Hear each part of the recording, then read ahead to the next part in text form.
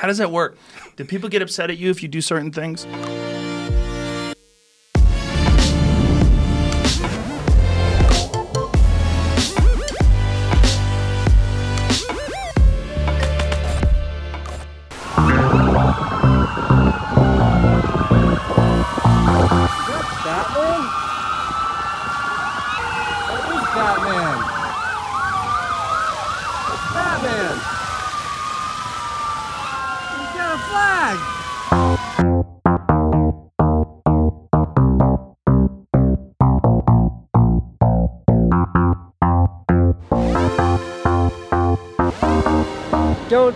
Don't be misled by the title or thumbnail. I don't smoke weed with Elon Musk in this video. I was obviously referring to the podcast that he did with Joe Rogan. For the record though, I have no problem with Elon Musk or any other adult smoking a joint in the state of California where it's legal, just like I wouldn't have a problem if they, I don't know, had a glass of wine or drank a beer.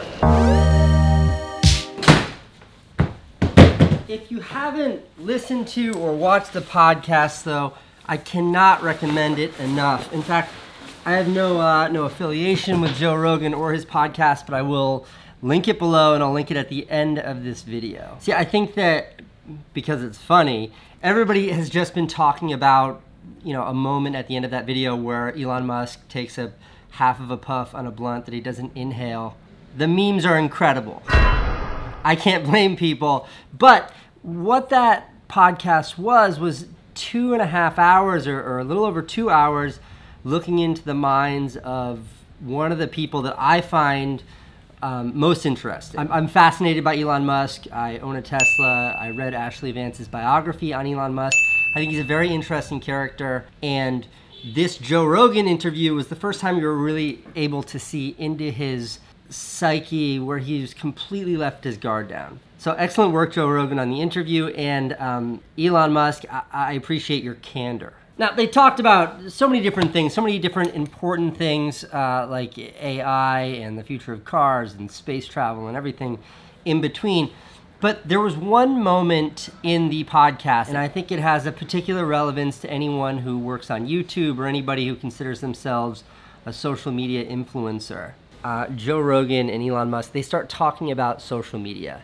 And they talk about how Instagram makes you sad. You and I were talking about social media before this, about just not having Instagram on your phone and not dealing, and you feel better. I think maybe particularly Instagram, people look like they have a much better life than they really do.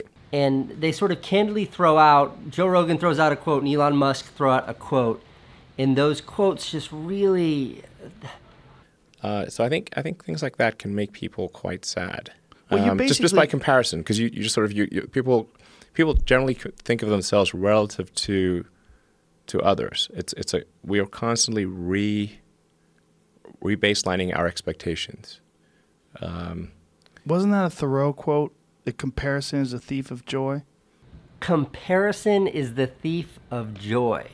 Now, whether this is true to life or not, I think is debatable, but I think where this is true, and I say this as a YouTuber and as someone who has made a living for the last several years, sharing my entire life online, I think that this has never been more true than with outlets like Instagram and outlets like YouTube. Vloggers especially, lifestyle vloggers like me. What works best, what typically works best on YouTube is to share a happy lifestyle, a successful lifestyle, a lifestyle that's full of excitement and smiles and beautiful things, and a lifestyle that shows off how amazing life is. And on the other side of that, you have viewers, you have millions of viewers watching this incredible lifestyle and comparing the lifestyle that they see on the internet, on YouTube, to their own lives, and that comparison can steal joy.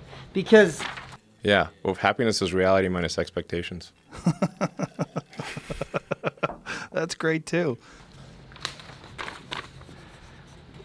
Because their happiness is muted by the expectations that are falsely created by creators and vloggers like me. People look like they have a much better life than they really do. Right. So by design. Yeah, people are posting pictures of when they're really happy. They're modifying those pictures to be better looking. So if you look at everyone on Instagram, you might think, man, there are all these happy, beautiful people, and I'm not that good looking, and I'm not happy. So I must suck, you know, and that's going to make people sad.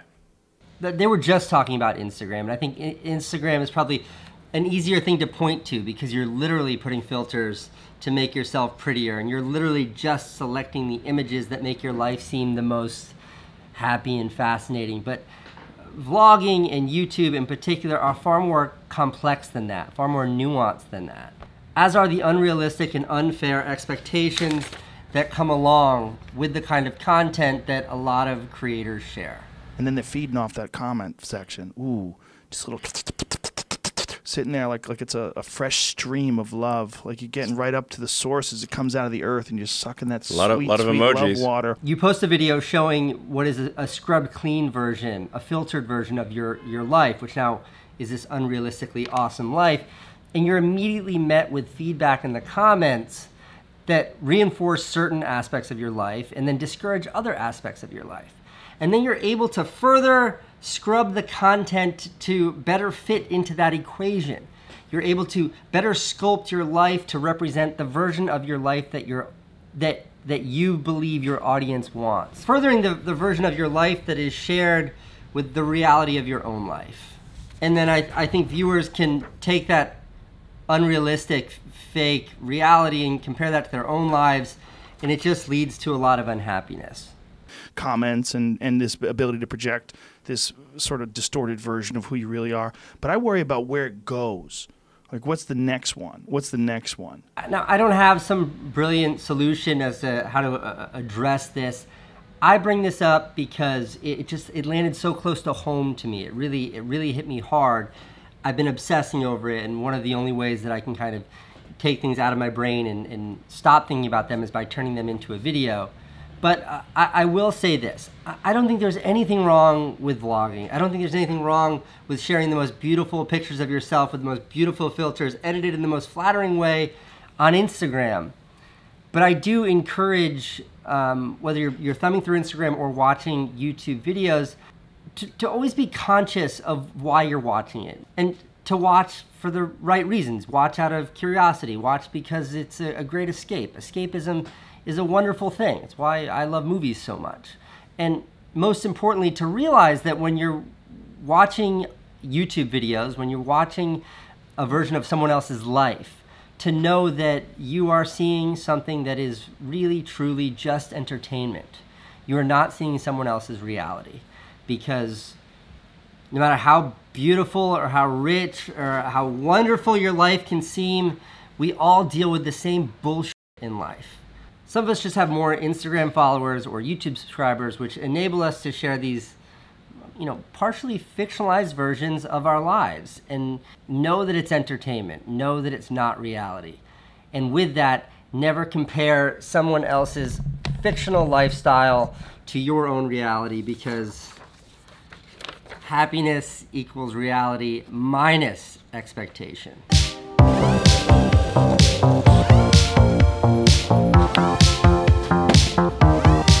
Like cigars. Thank you. Okay.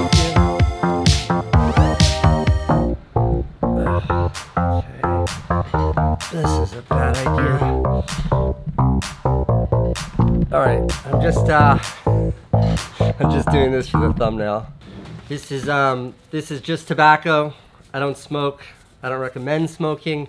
I'm an endurance runner. My lungs are pristine, and I like to keep them that way. But anything for the thumbnail, right?